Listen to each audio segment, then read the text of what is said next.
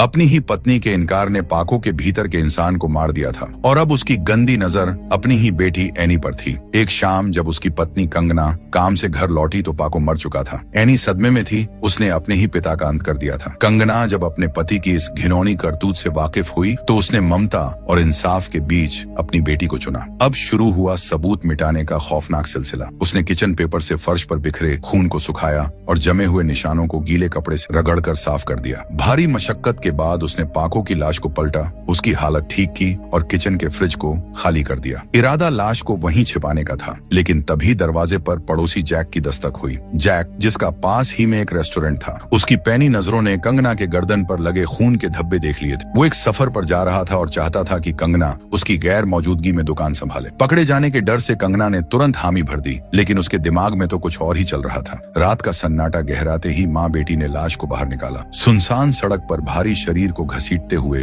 कंगना उसे जैक के रेस्टोरेंट तक ले गई। अपनी पूरी ताकत झोंक कर उसने लाश को वहां रखे बड़े फ्रीजर में ठूंस दिया और तापमान को आखिरी हद तक बढ़ा दिया। अब हर दिन कंगना वहां लौटती, सिर्फ यह देखने कि क्या वो लाश गल रही है या उसका गुनाह अब भी वहां जमा हुआ है। सब कुछ योजना के मुताबिक चल रहा था कि तभी एक अजनबी की दस्तक ने कंगना के होश उड़ा दिए। डर के मारे उसने तुरंत फ्रीजर को लॉक कर दिया, वही फ्रीजर जिसमें उसके गुनाह की लाश कैद थी। पता चला कि पास ही में एक फिल्म की शूटिंग चल रही थी और उस टीम को लंच के लिए एक रेस्टोरेंट की तलाश थी। पैसों की सख्त जरूरत थी, इसलिए कंगना ने जोखिम भरा ये काम स्वीकार कर लिया। जेब खाली थी पर हौसला नहीं। उसने अपनी आखिरी जमा पूंजी से बस कुछ आलू और टमाटर खरीदे और सड़क पर निकल पड़ी। हर गुजरते पड़ोसी से उसने मदद की गुहार लगाई। क्या मुझे 100 यूरो उधार मिल सकते हैं? मैं जल्द लौटा दूंगी। पड़ोसियों की दरिया दिली काम आई और उसने देखते ही देखते 30 लोगों का खाना तैयार करने की जिम्मेदारी उठा ली। बेटी एनी भी साय की तरह साथ थी ताकि किसी की भी नजर उस फ्रीजर तक न पहुंच सके।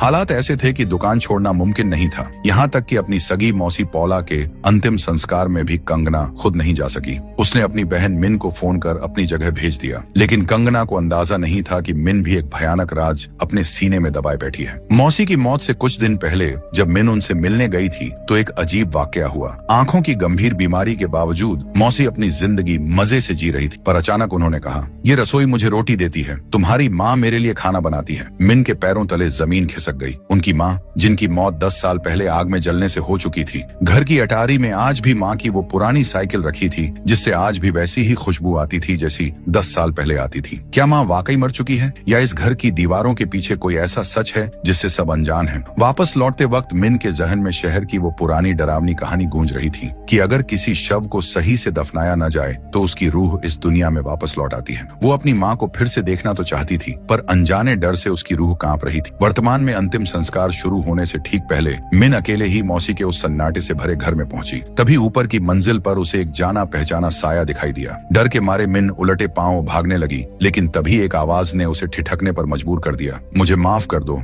मुझे तुम्हारे साथ रहना है। वो उसकी माँ की आवाज थी, लेकिन मिन में रुकने की हिम्मत नहीं थी। वो बदहवास होकर सीधे अंतिम संस्कार जा पहुंची। वहां उसने अपनी सहेली डीना को गले लगाया और अपना ये खौफनाक अनुभव सुनाया। डीना की बातों ने उसे और भी दहशत में डाल दिया। डीना ने कहा, कुछ दिनों पहले शहर में किसी ने तुम्हारी माँ को देखा था। लोग कह रहे हैं कि वो अपनी बहन पौला का ख्याल रखने के लिए मौत के दरवाजे से वापस लौट आई है। मिन घबराकर अपनी कार की ओर भागी। तभी कार की डिक्की के अंदर से एक धीमी फुसफुसाहट सुनाई दी, मैं हूँ तुम्हारी माँ, मैं तुम्हें नुकसान नहीं पहुँचाऊंगी। कांपते हाथों से मिन ने डिक्की का दरवाजा खोला तो उसके होश उड़ गए। अंदर सच में उसकी माँ लेटी हुई थी। क्या शहर की वो पुरानी कहानी सच थी? मिन को समझ नहीं आ रहा था कि ये इंसान है या कोई रूह, पर वो चुपचाप अपनी माँ को अपने घर ले गई। आईने में अपना चेहरा देखते हुए माँ अपनी पुरानी जिंदगी की बोरियत की शिकायत करने लगी और अपने सफेद बालों को रंगने की जिद करने लगी। वो अब यहीं हमेशा के लिए रहने का मन बना चुकी थी। मिन अभी इस सदमे से उबर भी नहीं पाई थी कि तभी कंगना का फोन आया। कंगना ने बस इतना कहा कि उसका पति पाको कहीं चला गया है, इसलिए वो फ्यूनरल में नहीं आ पाई। इतना कहकर उसने फोन काट दिया। तभी माँ ने अचानक एक ऐसी शिकायत की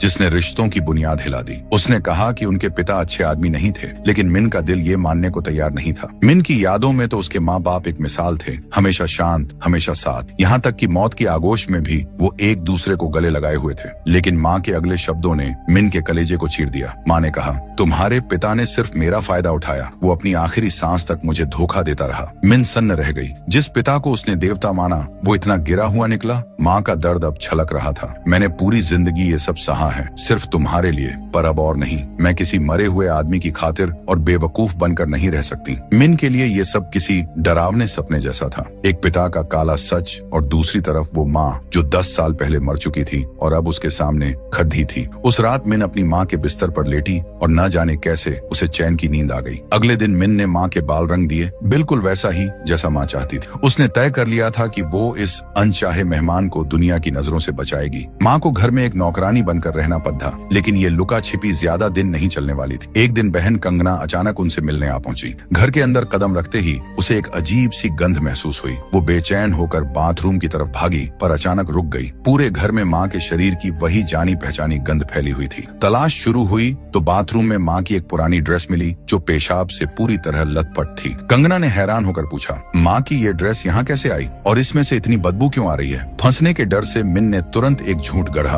वो दरअसल इसमें मुझसे सुसु हो गया था और मैं इसे छिपाना भूल गई। इस अजीब और बेतुकी बात को मजाक समझकर सब ठहाका मारकर हंस पड़े। झूठ ने फिलहाल राज को बचा लिया था, लेकिन वो गंध अब भी घर के कोनों में दफन थी। तनाव अभी कम नहीं हुआ था कि कंगना की नजर अलमारी में टंगे अपनी माँ के कपड़ों पर पड़ी। एक कोने में रखे उस पुराने सूटकेस ने जैसे सब कुछ बदल कर रख दिया। जब सूटकेस खुला तो अंदर चमचमाते गहनों का ढेर था, वही गहने जो माँ ने चुपके से मिन को दे दिए थे। कंगना की आंखों में जलन और गुस्सा उतर आया। उसे अपनी ही बहन एक लालची चोर नजर आने लगी। आखिर इतना सोना किसी को भी पागल करने के लिए काफी था। वो गुस्से में आपा खो रही थी कि तभी एनी की एक सिसकी ने उसे पत्थर बना दिया। एनी ने अपनी माँ की आंखों में झांक कर कहा, माँ आपको क्या पता कि अपने ही पिता की जान लेना कैसा लगता है। एनी के शब्द झर की तरह थे। उसने बताया कि पाको उसे बार बार ये एहसास दिलाता था कि वो उसकी सगी औलाद नहीं है। अब एनी को सिर्फ सच जानना था। कंगना ने उसे दिलासा देते हुए एक गहरा राज खोला। पाको तुम्हें अपनी बेटी मानता था, पर वो सच जानता था वो तुम्हारा असली बाप नहीं था। मिन ने बीच में टोकते हुए पूछा,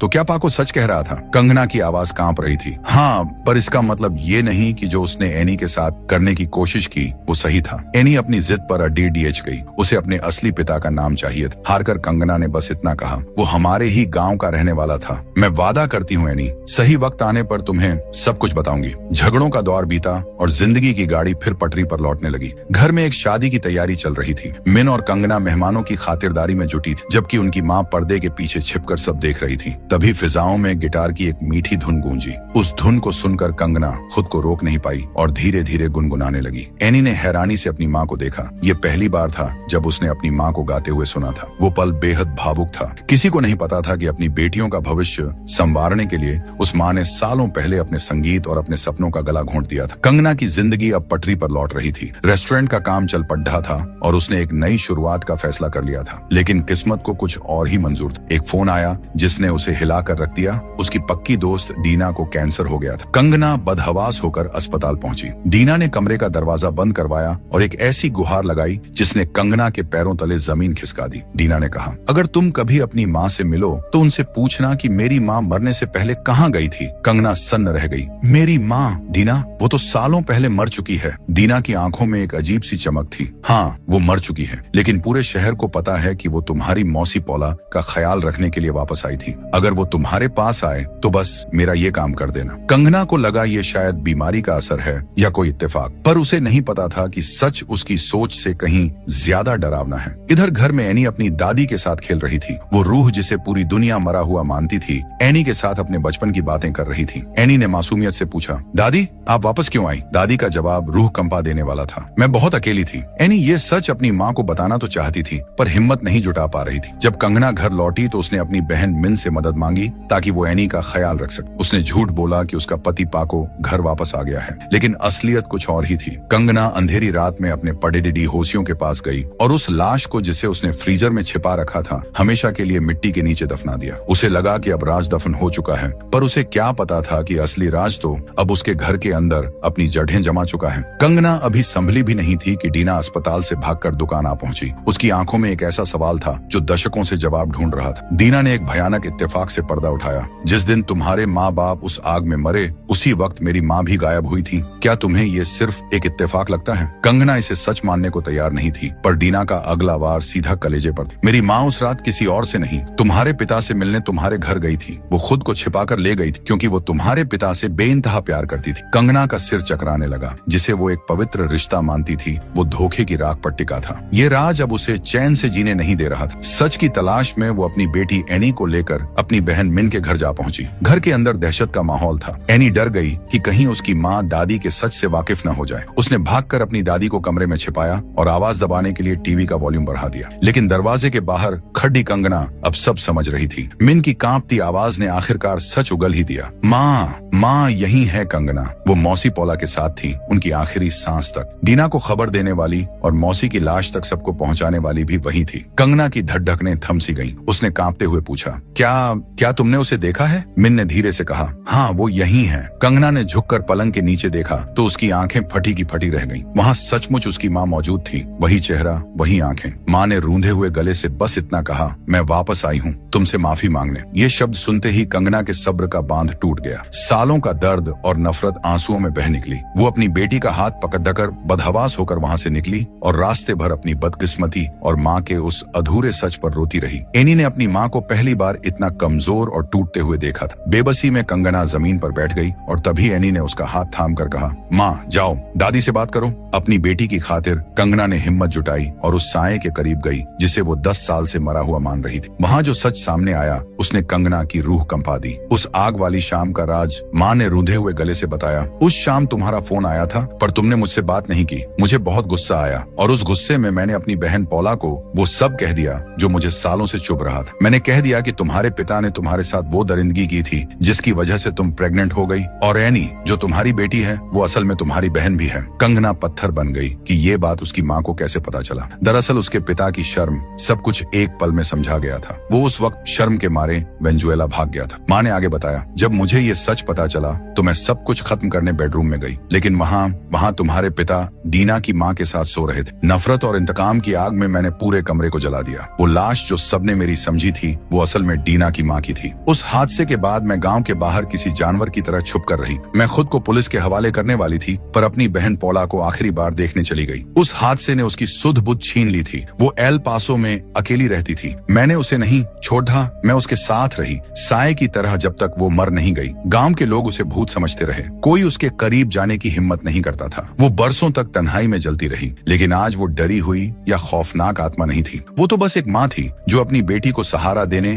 और अपने किए की माफी मांगने मौत के दरवाजे से लौट आई थी। अगली सुबह वो अपने परिवार को नदी के पास ले गई। उसने अपनी बेटी को अपने पति की कब्र के पास ले जाकर खड़ा किया। हालांकि वहाँ सिर्फ एक पेड़ था लेकिन वही उसके पति की पसंदीदा जगह थी। इसके बाद कंगना अपनी माँ को मौसी पौला के उसी घर ले आई जहाँ बरसों का सन्नाटा पसरा था। सब मिलकर पुरानी यादें और सामान समेटने लगे, जैसे अपनी जिंदगी की उथल पुथल को व्यवस्थित कर रहे हों। लेकिन कहानी का आखिरी अध्याय अभी बाकी था। आधी रात को वह साया यानी कंगना की माँ दीना के घर पहुंच गई। दीना शायद बरसों से उसी पल का इंतजार कर रही थी। उसने अपनी माँ की तलाश में उस साये से सवाल किया, इतने सालों तक वो कहाँ थी? माँ के पास शब्दों में कोई जवाब नहीं था पर उसकी आंखों में वही ममता थी। उसने दीना की देखभाल ठीक उसी तरह शुरू कर दी जैसे उसने मरते दम तक पौला की सेवा की थी। लेकिन कुदरत का अपना ही इंसाफ है। अपनी जिम्मेदारी पूरी करते ही डीना ने हमेशा के लिए दुनिया को अलविदा कह दिया। उसकी अचानक मौत ने सबको एक गहरे दुख में छोड़ दे दिया। तो दोस्तों, ये थी एक माँ के बलिदान और कड्डे डेन में सच की कहानी। उम्मीद है आपको हमारी ये पेशकश पसंद आई होगी।